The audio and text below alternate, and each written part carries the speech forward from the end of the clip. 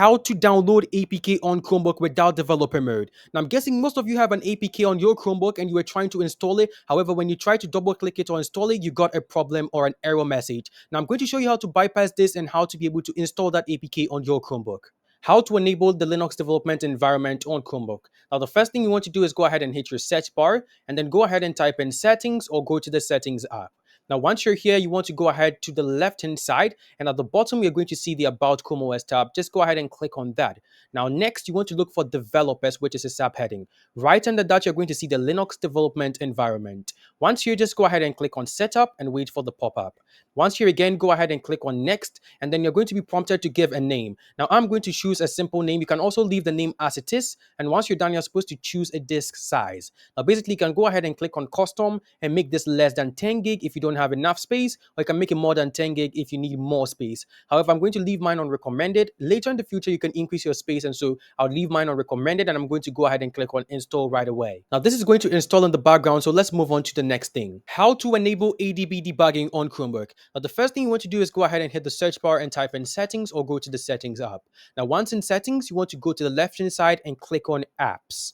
Now, once you've clicked on apps, you're going to see manage Google Play preferences. Now, basically, we do not need the Google Play Store, but we need to make sure that we've already set this up or we've already installed this on our Chromebook. And if you already have this top down or this drop down right here, that means you've already installed it and you're set to go. Now, once that is out of the way, go down and click on About Chrome OS, which is the last on the tab.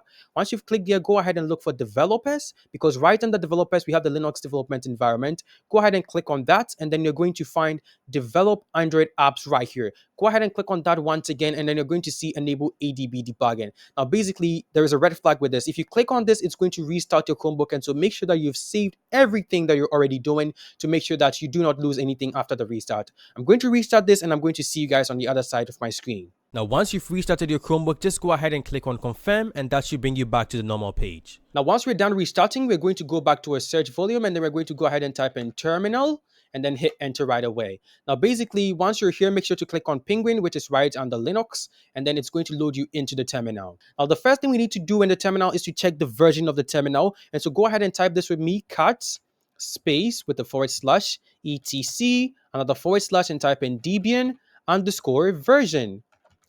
And anything between 10 and 13 is pretty fine or pretty good for you. The next thing we need to do is update our terminal. So go ahead and type in sudo space apt space update and hit enter once again. Great. Now, once that is done, go ahead and type in sudo space apt space upgrade to upgrade all the updated packages. Now, once you're done with this, go down in description and click on the link down to my site to get the website I would be using to get the extra code that we need. Now, as you can see here, it says sudo apt install adb. Just copy this and then right click this into the terminal, which will paste it, and then go ahead and hit enter right away. Now, it's going to give you a prompt y/n. Go ahead and hit y and then hit enter to continue. That means yes in programming language. Great. Now, once that is done, we now have to go and find our APK. Now, for your APK, you can go ahead and get your APK from APK Pure, APK Mirror, or probably Aptoid as well. But the safest one that I've used in the past is APK Pure. Make sure it's not an XAPK, but it's just an APK, because some of the files can be XAPKs and that is not going to work for you. Now, basically, if you have your APK in downloads, that's perfectly fine. But I like to take my APK. Basically, this is a Notepad APK,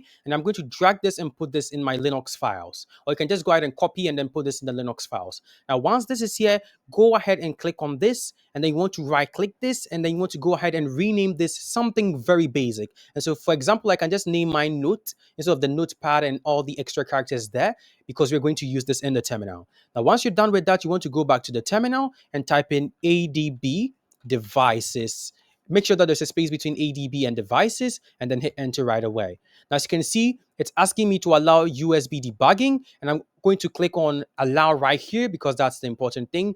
Now, once you've enabled that, just go ahead and type in ADB space install space, then bring the name that you just put. Mine was note, as you can see back here. Mine was note.apk, so I want to go ahead and type in note.apk and hit enter right away. Now, as you can see, it says performing install, streamed install success. Now, if I hit the search bar and I type in notepad, you're going to see that the Notepad app that I just installed here, which says Notepad free, is right here. And so this is basically how you can go ahead and install any APK on your Chromebook. Just make sure that the APK is .apk and it's not XAPK, because that's a whole different thing.